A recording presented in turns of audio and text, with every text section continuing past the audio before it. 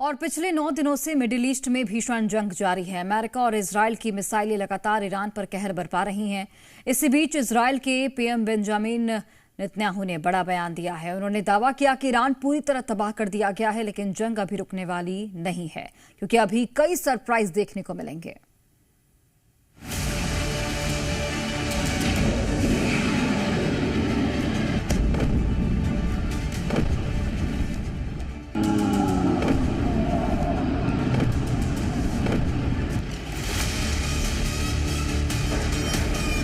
Middle east की जंग का आज 9वां दिन हो गया है।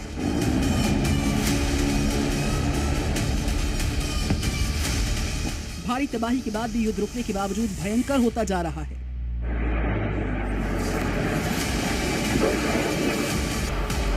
सैन्य ठिकाने के बाद इजराइल के निशाने पर ईरान के तेल डिपो आ गए।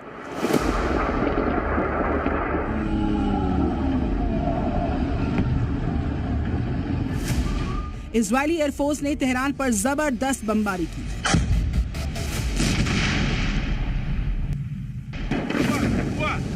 इजराइल ने राजधानी तेहरान के पास मौजूद तेल भंडारण टैंक को निशाना बनाया है, जिसका वीडियो सामने आया।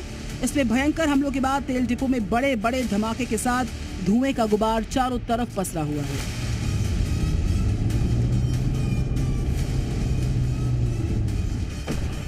इजराइल की सेना ने कहा कि तेहरान के उन ईंधन ठिकानों को निशाना बनाया गया जो ईरान में अलग अलग उपभोक्ताओं, जिनमें सैन्य संस्थाएं शामिल हैं, जो ईरानी सेना को ईंधन पहुंचाते हैं।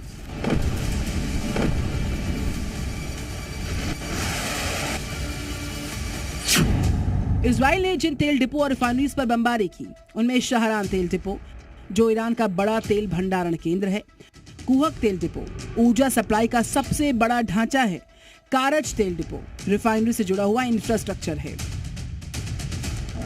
यानी इजराइल का मकसद साफ है, जब तक ईरान को पूरी तरह से तबाह नहीं कर देंगे, चुप नहीं बैठेंगे।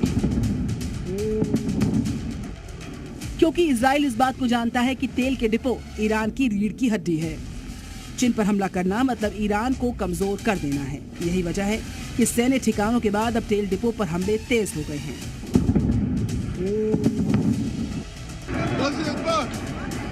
हालांकि ईरान भी इजराइल के हमलों का करारा जवाब दे रहा है।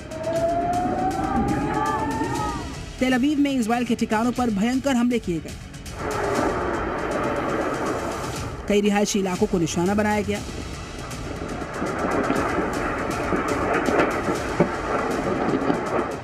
ईरान की जो इस्लामिक रेवोल्यूशनरी गार्ड कॉर्प्स है, उसने अमेरिका और इजराइल के खिलाफ जवाबी हमलों की एक नई लहर शुरू करने का दावा किया है। IRGC ने कुवैत के आरिफजान में स्थित अमेरिकी सैन्य अड्डे के मुख्यालय को सटीक मिसाइलों से निशाना बनाया है। हालांकि इस हमले में हुए नुकसान या हताहतों के बारे में अभी तक कोई आधिकारिक जानकारी सामने नहीं आ पाई। यानी ये जंग रुकने की बजाय और विध्वंसक होती जा रही है। इसका ऐलान इजराइल के पीएम बेंजामिन नेतन्याहू ने खुद कर दिया है, जिन्होंने कहा कि युद्ध अभी खत्म नहीं होने वाला है। आने वाले दिनों में संघर्ष और तेज होगा, और इतना ही नहीं, कई बड़े सरप्राइजेस भी नजर आएंगे। השמדנו מתקני שלטון, תשתיות גרעין, מפקדות ובסיסים צבאיים, מפעלי נשק, מחסני טילים וכטב"מים ומאות משגרי טילים בליסטיים, דבר שמפחית את האיום על מדינת ישראל. दुनिया को लगा था कि ईरान के सुप्रीम लीडर अली खामनेई की मौत के बाद मिडिल ईस्ट में जंग ठंडी पड़ गई है। अमेरिका और इजराइल के आगे ईरान सरेंडर कर देगा, परमाणु परीक्षण पर रोक लग जाएगी, लेकिन ऐसा कुछ नहीं हुआ। एक दूसरे के खिलाफ हमले और घातक हो गए, क्योंकि ना ईरान मानने को तैयार, ना अमेरिका और इजराइल मानने को तैयार। यही वजह है कि मिडिल ईस्ट में तबाही का मंजर नजर आ रहा है। अमेरिकी राष्ट्रपति ने भी साफ कर दिया, या तो ईरान सरेंडर कर दे, वरना उसे इतना कमजोर कर देंगे कि वो लड़ने के काबिल बाकी नहीं रह जाएगा, क्योंकि अमेरिका जंग रोकने के मूड में नहीं है।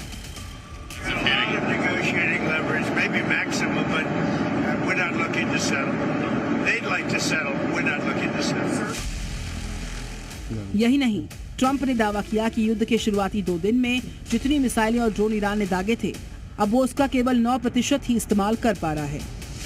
दावा यह भी किया गया कि अमेरिकी हमलों में ईरान के लगभग 70% रॉकेट लॉन्चर नष्ट कर दिए गए हैं, और ईरान की सैन्य ताकत लगातार कमजोर होती जा रही है। हालांकि ईरान भी मानने को तैयार नहीं।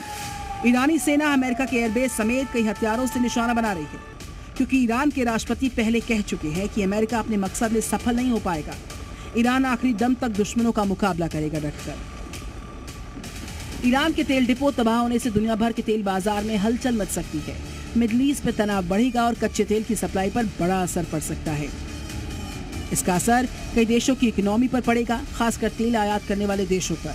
लेकिन जिस तरीके से एक दूसरे पर हमले हो रहे हैं, उससे नहीं लगता कि ये जंग अभी थमने वाली है, क्योंकि अमेरिका ही नहीं, इजराइल भी आने वाले दिनों में बड़ा सरप्राइज देने वाला है।